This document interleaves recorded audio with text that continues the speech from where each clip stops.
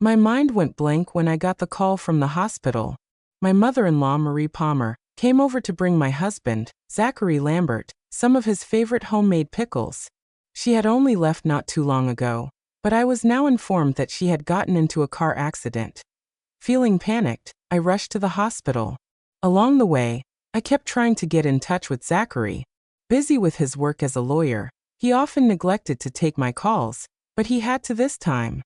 His own mother was lying in the hospital, her fate still unknown. When yet another one of my calls to him went unanswered, I pocketed my phone with a frown and hurried over to the operating room. In between pants, I asked the nurse, "How is my mother-in-law?" Sighing, the nurse told me, "We're doing our best to save the patient, but she is in critical condition. I'm afraid you might have to be prepared for the worst." Beside myself with anxiety, I hurriedly called Zachary again. At last he took my call, but he snapped at me impatiently. "What the hell do you want, Annette? Why have you called me over 20 times now? Don't you know I'm busy?" I was just about to tell him the news when I heard the soft, pitiful voice of a woman saying, "Please don't leave, Zach. I'm so scared right now." "It's fine. I'm here for you. The bad guys won't get their way." Zachary quickly assured her that it had been ages since he last spoke to me in such a gentle manner. I felt as if someone had poured a bucket of ice water over my head. My throat constricted as I asked, "What are you busy with right now?" Zachary scoffed. Despite not being able to see his face right now, I could still sense how irritated he was. "Something came up with Gigi. Someone's trying to file a fraudulent claim against her. She's a young woman with no one to depend on. I'm the only person she knows around here, so she had no choice but to ask me for help. Can you stop making a fuss for no reason?" Zachary snapped that it was Gigi Norris again. She was Zachary's first love. Despite only having been a month since she returned to the country, I had already lost count of the number of times I heard him mention her name. The stories were plentiful enough. A pipe at her place burst, so he had to go over and fix it for her.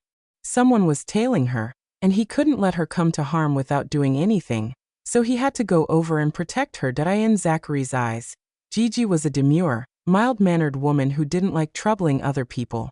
However, she felt more like an overgrown baby to me, one who couldn't survive on her own at all. She became a constant presence in my life. Every bit of Zachary's free time was spent on her. This led to many arguments between us. At first, Zachary promised me he wouldn't maintain contact with Gigi, but over time he started losing his patience with me. During our last argument he even said, "My relationship with Gigi is all in the past. Stop overthinking things.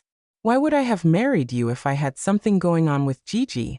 As I recalled these things, my heart filled with bitterness. However, just when I wanted to inform him about Marie's situation, the call cut off. He dropped my call. I started calling him again, but with each unanswered call, my heart sank. After countless attempts, the call finally connected. Afraid that he would drop the call on me again, I hurriedly explained what happened to Marie. "Mom was in a car accident.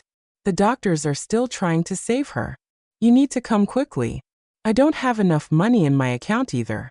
Can you transfer $100,000 to me?" Never would I have thought that it wasn't Zachary who answered his phone. Instead, I heard Gigi's delicate voice again, but the words that came out of her mouth made my blood boil.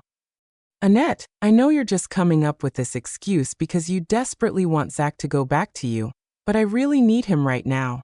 I'll return him to you once everything is settled, okay? As for the money, you shouldn't lie to Zach like that.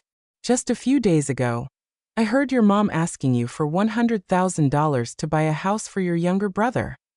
Apparently, Zachary had been standing on the side the whole time, for I heard him roaring, "You're hopeless, Annette. When are you going to stop acting like your brother's personal ATM? What does your mother getting into an accident have to do with me? Even if she ends up dying, don't even think of getting money from me to provide for your family.